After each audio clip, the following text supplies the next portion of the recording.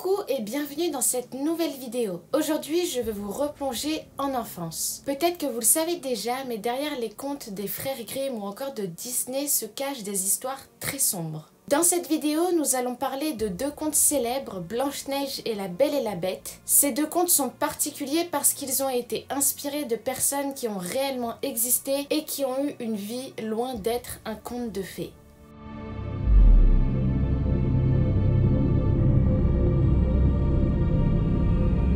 La Belle et la Bête est un conte français qui est apparu au XVIIIe siècle et écrit par Gabrielle Suzanne Villeneuve. Il a été mis en scène par Jean Cocteau et réadapté en dessin animé par Disney. Donc pour le petit rappel de l'histoire très bref, donc c'est un beau prince qui vit dans un château. Un soir, une vieille dame qu'on pourrait qualifier de moche toque à sa porte et lui demande de l'abriter du froid en échange d'une belle rose. Il refuse et pour se faire punir, il se fait transformer en une grosse bête. Il a jusque ses 21 ans pour trouver une belle femme qui soit amoureuse de lui pour ce qu'il est. Chaque conte a une morale, celui-ci nous parle de ne jamais se fier aux apparences, que la vraie beauté vient du cœur et qu'il faut savoir accepter les autres pour leurs différences. Malheureusement, un homme a ressemblé à la bête et a inspiré le conte à cause d'une maladie. Il s'appelle Pedro González. Il est né vers 1537 dans les îles Canaries au Tenerife, donc dans le Tenerife, je ne connais pas du tout. Et c'est le premier cas connu d'hypertrichose, donc c'est une maladie qui augmente considérablement le taux de pilosité sur tout le corps. Et apparemment, sur son visage, il avait des poils qui allaient jusqu'à 9 cm et il en avait de partout.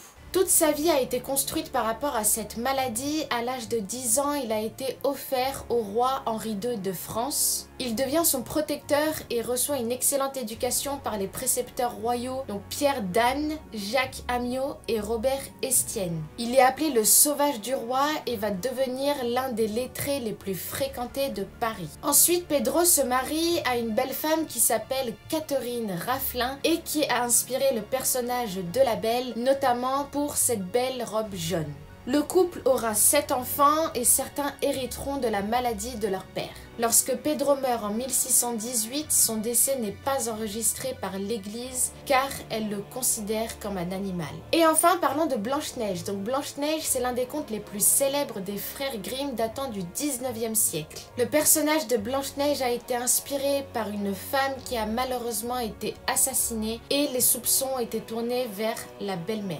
Il s'agit de Margaret von Waldeck. À l'âge de 16 ans, elle était déjà considérée comme étant particulièrement belle aux yeux de tous. Elle a été contrainte par sa belle-mère Katharina de Hatzfeld de s'installer à Bruxelles en 1549. Là-bas, à Bruxelles, Margaret a attiré l'attention du prince Philippe II d'Espagne qui l'a trouvée magnifique, mais la belle-mère s'est opposée à cette relation et le père donc du prince, le roi, s'est aussi opposé au mariage parce que pour eux, politiquement parlant, ce n'était pas avantageux. Du coup, ils ont tous comploté pour l'assassiner. Apparemment, dans son testament, Margaret a eu le réflexe, quelque temps avant sa mort, d'écrire de manière frénétique ses symptômes et, selon les médecins de l'époque, ils ont confirmé que c'était bel et bien un empoisonnement. La jalousie de la belle-mère envers Margaret pour sa beauté a été une source d'inspiration pour les frères Grimm. D'ailleurs, la pomme empoisonnée fait directement référence au poison qui a assassiné Margaret.